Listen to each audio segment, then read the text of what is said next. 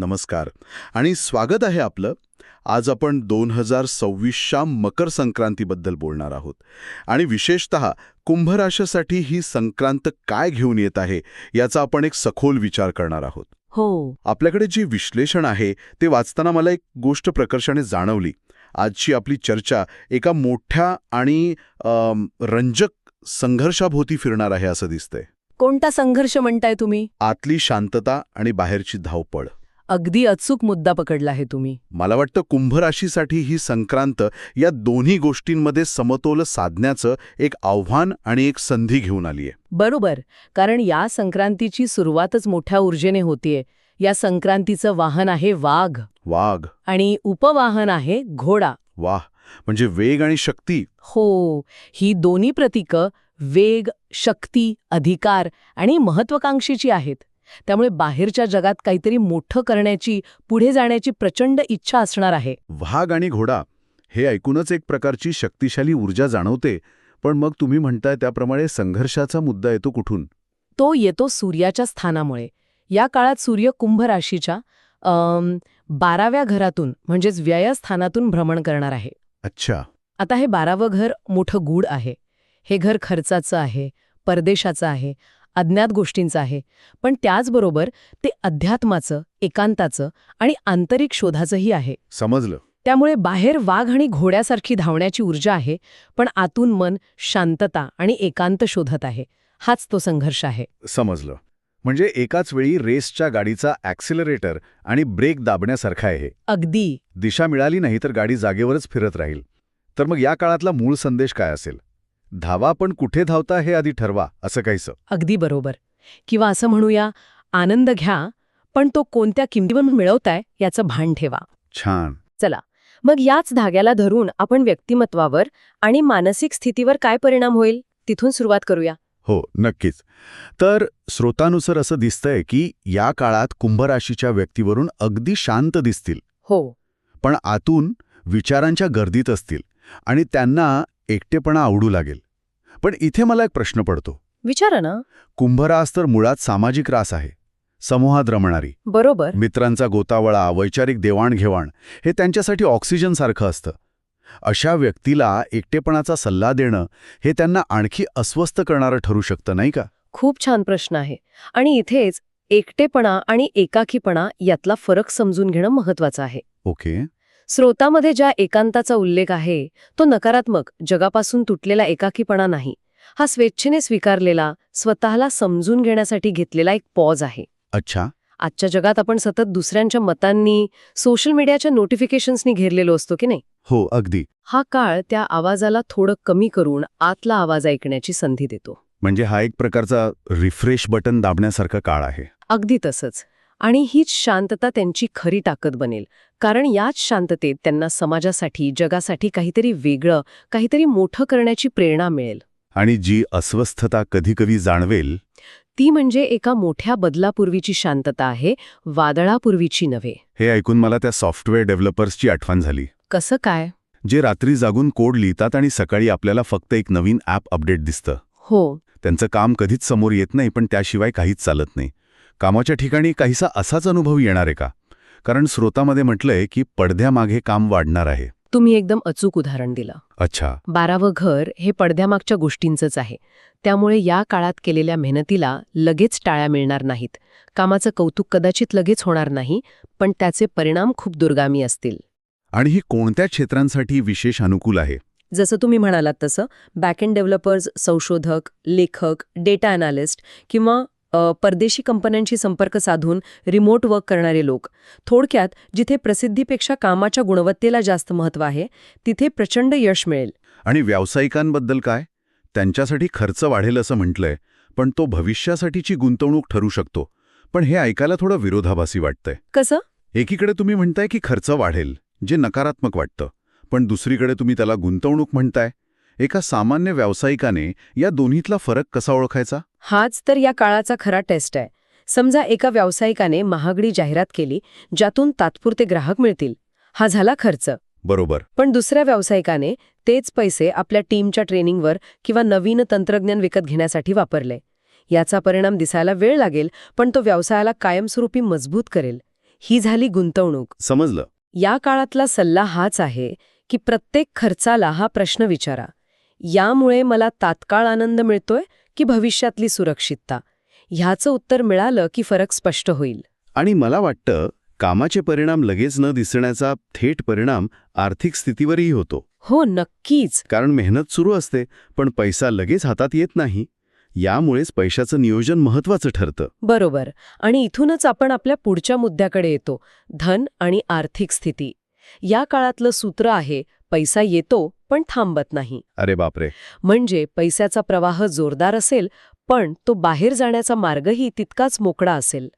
खर्च मुख्यतः प्रवास, आरोग्य, विमा, ऑनलाईन शॉपिंग अशा गोष्टींवर होईल ज्या टाळता येत नाहीत असं वाटतं. मग यातून मार्ग कसा काढायचा? स्रोतामध्ये एक अतिशय व्यावहारिक सल्ला दिला आहे. कोणता? बजेट लिहून ठेवा, मनात नाही, कागदावर. हा तर खूप सामान्य सल्ला वाटतो. पण यामागे एक सखोल ज्योतिषशास्त्रीय कारण आहे. 12वं घर म्हणजे धुकं. धुकं. हो. या धुक्यात पैसे कुठे जातात, कधी जातात हे कळत नाही. सगळं अस्पष्ट असतं. कागदावर बजेट लिहिणं म्हणजे त्या धुक्यात एक पोटेंट टॉर्च लावण्यासारखं आहे. वा. ते तुम्हाला फक्त पैसा नाही, तर तुमची ऊर्जा कुठे वाया जातीये हेही दाखवेल. वा. धुक्यात टॉर्च लावणे ही कल्पनाच खूप प्रभावी आहे. मनातले हिशोब नेहमीच आपल्याला सोयीस्कर वाटतात, पण कागदावरचे आकडे खरं चित्र दाखवतात. अगदी. आणि यात आणखी एक सकारात्मक बाजू आहे. ती कोणती? 12वं घर हे मुक्तीचं किंवा सोडून देण्याचं स्थान आहे. त्यामुळे या काळात जुनी कर्ज फेडण्याची, आर्थिक बंधनातून बाहेर पडण्याची तीव्र इच्छा निर्माण होईल आणि त्यासाठीचे मार्गही दिसू लागतील. हे खूपच चांगले आहे. आता आपण थोडं वैयक्तिक आयुष्याकडे वळूया. घर, कुटुंब, प्रॉपर्टी इथे काही बदल अपेक्षित आहेत का? कारण 12वं घर हे घरापासून दूर जाण्याचंही प्रतीक मानलं जातं. हो, नक्कीच. काहींना नोकरी, शिक्षण किंवा इतर कारणांमुळे घरापासून, आपल्या जन्मस्थानापासून दूर राहावं लागण्याची शक्यता आहे. पण हा दुरावा नकारात्मक असेल? राहणाऱ्यांसाठी घरात बदल, दुरुस्ती किंवा जागा बदलण्याचे विचार मनात येऊ शकतात. एक प्रकारची अस्वस्थता जाणवेल की आता इथे काहीतरी बदलायला हवं. आणि याचा कौटुंबिक संबंधांवर काय परिणाम होईल, विशेषतः जेव्हा जबाबदाऱ्या वाढलेल्या असतील? या काळात कुंभराशीच्या व्यक्ती कुटुंबाचा आधारस्तंभ बनतील. अच्छा. मग ती आर्थिक मदत असो किंवा मानसिक आधार देणं असो, पण त्यांची संवाद साधण्याची पद्धत बदलेल. म्हणजे? वरवरच्या गप्पा कमी होतील, भावंडांशी किंवा पालकांशी कमी बोलणं होईल, पण ते अर्थपूर्ण असेल. मुलांच्या बाबतीत काही मोठे आणि दूरगामी परिणाम करणारे निर्णय घ्यावे लागतील. जसे की? त्यांच्या शिक्षणाबद्दल, आरोग्याबद्दल किंवा भविष्याबद्दल खोलवर विचार करावा लागेल. थोडक्यात हा काळ ना नात्यांची खोली वाढवणारा आहे, संख्या नाही. आणि वैवाहिक जीवन, नात्यांमध्ये स्पेस किंवा वैयक्तिक मोकळीक खूप महत्वाची ठरणार आहे असं स्रोत सांगतो. पण अनेकदा स्पेस मागितला की जोडीदाराला वाटतं की काहीतरी बिनचलंय. हे अगदी स्वाभाविक आहे. म्हणूनच या काळात संवादाची भूमिका खूप महत्वाची आहे. जेव्हा एखादी व्यक्ती स्वतःच्या आत डोकावून पाहत असते, तेव्हा तिला स्वतःसाठी थोडा वेळ हवा असतो. बरोबर. हे जोडीदाराला समजावून सांगणं गरजेचं आहे. या काळात नात्याची परीक्षा एकत्र किती वेळ घालवला यावर नाही, तर एकमेकांना किती समजून घेतलं यावर अवलंबून असेल. अगदी. जर जोडीदाराने ही स्पेस दिली तर नातं अधिक घट्ट होईल. आणि अविवाहितांसाठी? त्यांच्यासाठी हा काळ रंजक आहे. अचानक कोणीतरी आवडू शकतं, कदाचित एखाद्या प्रवासात किंवा अनपेक्षित ठिकाणी. पण स्रोतानुसार या काळात भावना खूप तीव्र असू शकतात. त्यामुळे दीर्घकालीन संबंधांबाबत निर्णय घेण्याची घाई करू नये. आधी त्या व्यक्तीला आणि स्वतःच्या भावनांना समजून घेण्यासाठी वेळ घ्यावा. समजलं. आता आपण एक अशा क्षेत्राकडे वळतोय ज्यासाठी हा काळ खूपच अनुकूल दिसतोय. शिक्षण. हो, शिक्षण आणि परदेशयुग. नक्कीच. विद्यार्थ्यांसाठी आणि ज्ञान साधकांसाठी हा सुवर्ण काळ ठरू शकतो. 12वं स्थान हे गूढ ज्ञान, संशोधन, परदेश आणि अवचेतन मनाशी संबंधित आहे. त्यामुळे जे विद्यार्थी मास्टर्स किंवा PhD करत आहेत किंवा ज्यांना परदेशात जाऊन शिकायचं आहे, त्यांच्यासाठी हा काळ उत्तम संधी घेऊन येईल. हे फक्त औपचारिक शिक्षणापुरतं मर्यादित आहे की जे लोक स्वतः काहीतरी नवीन शिकायचा प्रयत्न करत आहेत त्यांनाही याचा फायदा होईल? हा फायदा सर्वांसाठी आहे. ज्यांना एखादी नवीन भाषा शिकायची आहे, मानसशास्त्राचा अभ्यास करायचा आहे किंवा ध्यानधारणेसारख्या आध्यात्मिक गोष्टीत प्रगती करायची आहे, त्यांच्यासाठी वातावरण अतिशय अनुकूल असेल. आणि एकाग्रतेचं काय? त्यासाठी एकांतवासाचा खूप फायदा होईल. लायब्ररीत किंवा शांत खोलीत बसून केलेला अभ्यास जास्त फलदायी ठरेल. आता एका गंभीर पण अत्यंत महत्त्वाच्या विषयावर बोलूया. आरोग्य आणि आंतरिक संघर्ष. या काळात बाहेरील शत्रूंपेक्षा आतले विचार जास्त त्रास देतील. बरोबर. आणि हेच या संपूर्ण विश्लेषणाचं सार आहे. या संक्रांतीची खरी लढाई बाहेर नाही तर आत आहे. म्हणजे सतत चालणारे विचार, भविष्याची चिंता, भूतकाळातील चुका उगाळणं हेच खरे शत्रू बनू शकतात. आपण ज्या वाघ आणि घोड्याच्या बाह्य ऊर्जेबद्दल बोललो, ती ऊर्जा जर आतल्या या विचारांशी लढण्यातच वाया गेली तर प्रगती कशी होणार? आणि याचा थेट परिणाम शारीरिक आरोग्यावर होतो. हो, नक्कीच. मला आठवतंय, कधी रात्री झोप लागत नाही कारण डोकं विचार करणं थांबवत नाही. तुम्ही अंथरुणात असता पण तुमचं मन मॅरेथॉन धावत असतं. अगदी तेच. म्हणूनच या काळात मानसिक थकवा, झोपेच्या समस्या आणि पचनाचे विकार याकडे विशेष लक्ष देण्याची गरज आहे. कारण मन अशांत असेल तर पचनसंस्था सर्वात आधी बिघडते. हो, आणि यासाठी स्रोतामध्ये योग, ध्यान आणि निसर्गात नियमित चालणे हे औषधासारखं काम करेल असं स्पष्टपणे नमूद केलं आहे. म्हणजे शारीरिक आरोग्याची किल्ली मानसिक शांततेत दडलेली आहे. अगदी. आणि या सगळ्या बदलांचा शेवट एका मोठ्या प्रश्नाकडे घेऊन जातो, जो या संक्रांतीचा गाभा आहे असं मला वाटतं. तो म्हणजे आकांक्षा आणि आत्मपरीक्षण. हो, ही संक्रांत आरशासमोर उभं करून एकच प्रश्न विचारेल. मी जे काही मिळवण्यासाठी धावतोय ते मला खरंच हवंय का? मी जे कमावतोय ते मला खरंच आनंद देताय का? हा खूप मोठा प्रश्न आहे.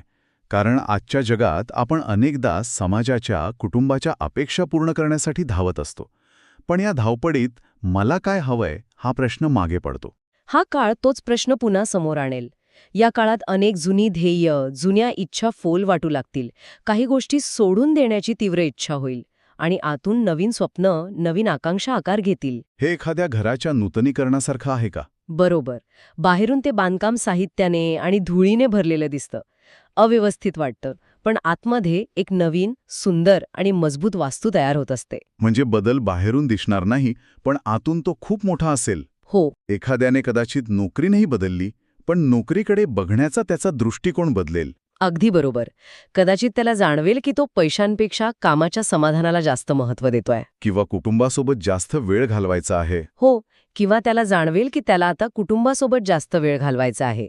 हेच ते आंतरिक परिवर्तन आहे ज्याबद्दल आपण सुरुवातीपासून बोलत आहोत. तर या संपूर्ण चर्चेचा निष्कर्ष काय काढता येईल? कुंभ राशीसाठी 2026 ची मकर संक्रांत म्हणजे नक्की काय? सोप्या भाषेत सांगायचं तर हा काळ म्हणजे आनंदाचा उपभोग घेताना शिस्त शिकवणारा आणि आतून बदल घडवणारा काळ. छान. हा काळ उधळपट्टी करण्याऐवजी जाणीवपूर्वक जगण्याचा भान देतो. सुख मिळवण्यासाठी खर्च करणं चुकीचं नाही, पण तो खर्च कोणत्या गोष्टीवर होतोय याची जाणीव असणं महत्वाचं आहे. आणि या काळात जे आर्थिक आणि मानसिक नियंत्रण शिकायला मिळेल तेच भविष्यात खरं स्वातंत्र्य देईल असं म्हणता येईल. निश्चितच. कारण खरं स्वातंत्र्य म्हणजे मनात येईल ते खर्च करणं नव्हे, तर काय खर्च करू नये हे ठरवू शकणं. आणि जाता जाता या स्रोतातून मिळालेलं एक बोधवाक्य जे विचार करायला लावतं, अर्थपूर्ण आणि शांत आवाजात. सुख उपभोगण्यात शहाणपण असू दे आणि खर्चामागे एक भविष्याची जाणीव असू दे.